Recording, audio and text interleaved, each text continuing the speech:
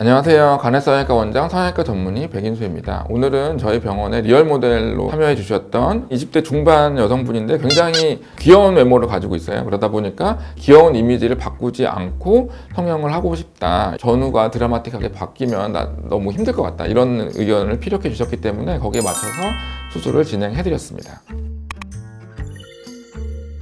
수술 전에 이제 사진을 보면은 코 부분이 조금 많이 났고요. 그리고 미간 부분이 조금 멀고 그런 모습 이외에는 뭐 사실 되게 귀여운 모습을 보여주고 있고요. 이분 같은 경우는 코가 굉장히 작잖아요. 그렇기 때문에 비중격 연골의 채취량도 그렇게 많지 않을 거라고 수술 전에 예측이 됐고 실제로도 비중격을 채취해 보니까 그렇게 크지 않았어요. 그래서 메인 작업으로는 이제 비중격을 안쪽에서 채취를 해서 코끝에 이식을 해주는 방식으로 수술이 진행이 됐고요. 비중격만으로는 코 성형을 하기에 매우 부족했기 때문에 귀연골을 추가적으로 채취를 하게 됐습니다. 귀 모양은 이렇게 오밀조밀하고 구조적으로 되게 복잡하게 생겼어요. 그래서 이 중에서 모든 연골을 다 채취해서 사용할 수 있는 게 아니라 귀의 그 구조가 되는 부분은 보존을 해줘야지 귀가 무너지지를 않습니다. 그렇기 때문에 채취해야 되는 부분은 이렇게 붉은색으로 표시를 해놨고 채취하면 안 되는 부위가 또 있어요. 그 프레임에 해당되는 부분의 그 연골 부분은 채취를 하면은 귀가 좀 무너져서 귀 모양이 좀 안 좋아진다든지 또는 이어폰을 꽂았을 때 이어폰이 빠진다든지 이런 일들이 생기기 때문에 이 프레임에 해당되는 부분은 잘 보존해 주는 것이 좋겠습니다. 이렇게 채취를 하게 되면 어쨌든 빈 공간이 생기기 때문에 빈 공간을 잘 메꿔주는 게 중요하고요. 그래서 귀연골을 채취한 다음에는 저는 꼭 솜 같은 걸 이용해서 이제 압박 드레싱을 해주고 있고 이렇게 해줘야지만 이제 피가 차면서 이 부분에 변형이 생기는 것을 이제 막을 수가 있게 되겠습니다. 그래서 코 성형의 이제 도식을 보시면 콧대 부분에는 이제 얇은 보형물, 실리콘 보형물을 사용해서 높여주고요.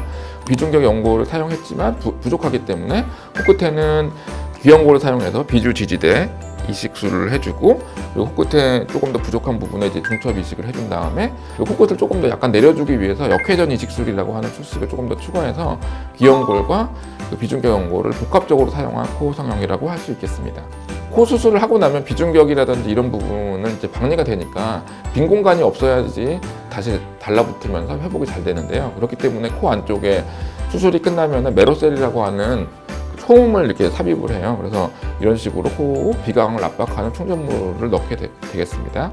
그리고 또 하나는 이제 실리콘 주변이라든지 아니면 박리 부분에 약간의 피가 찰 수 있기 때문에 그것을 막기 위해서 이렇게 테이핑 작업을 하게 되는데 보형물이 떠서 이렇게 움직이면 휘어지거나 그럴 수가 있잖아요. 그렇기 때문에 보형물을 잘 감싸는 형태로 이런 식으로 테이핑을 해주게 되겠습니다. 보통 저 같은 경우는 첫날에 옷이라고 해서 코 안쪽에 이제 메로셀이라고 하는 그 충전물을 제거해 드리는데 아무래도 그 충전물을 너무 오래 넣고 있으면 너무 힘들어 하세요. 그래서 병원마다 뭐 하루에 제거하는 병원, 뭐 2, 3일 두는 병원 이렇게 있는데 저는 보통 첫째 날에 제거를 해드리고 있습니다. 그래서 첫날은 조금 힘들 수 있지만 둘째 날부터는 이제 코로 숨 쉴 수가 있기 때문에 어느 정도 좀 편안한 느낌을 가지실 수 있고요.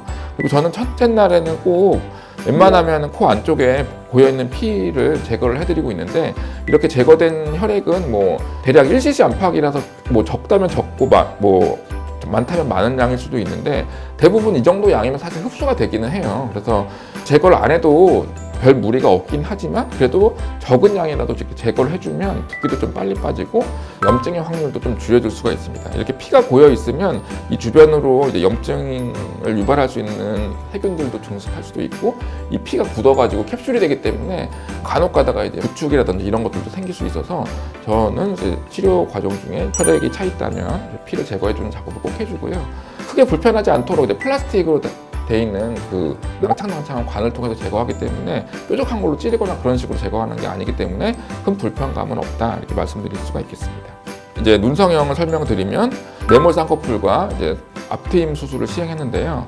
그 앞트임을 하게 되는 기준점은 콧볼이라고 할 수 있어요. 콧볼의 크기보다 미간이 10개 빠져 있으면 눈이 좀 벌어져 보이는 그런 느낌, 미간이 넓어 보이는 그런 느낌이 있기 때문에 거기에 기준에 맞춰서 그 앞트임을 시행을 했습니다. 앞트임을 많이 하면 시원한 느낌은 날 수 있지만 어려 보이고 귀여운 느낌은 좀 사라질 수가 있어요. 그래서 앞트임도 좀 자연스럽게 하고 쌍꺼풀 같은 경우도 최대한 이제 인에서 인아웃 라인의 느낌을 유지하는 쌍꺼풀, 네모 쌍꺼풀을 시행하고 앞트임도 과하지 않게 해서 본인의 이미지를 지킬 수 있도록 해주셨습니다. 그래서 수술 전에 셀카 사진을 보시면은 좀 미간이 넓고 좀 밋밋해 보이고 물론 좀 귀여운 이미지는 있지만 세련된 느낌은 없는 그런 느낌이었는데 수술 후에는 이런 식으로 자연스럽게 코도 높아지고 눈도 좀 더 세련돼져서 셀카를 찍을 때 좀 더 세련되고 귀여운 느낌은 어느 정도 가지고 있는 20대 중반의 모습이라고 할 수 있겠습니다. 드라마틱한 변화를 원하시는 분도 있지만 이렇게 자연스러운 모습으로 변화되는 분도 있기 때문에 이런 성형을 원하시는 분들을 위해서 안방 콘텐츠를 제작해 봤습니다. 이상 간해성형외과 원장 성형외과 전문의 백윤수였습니다.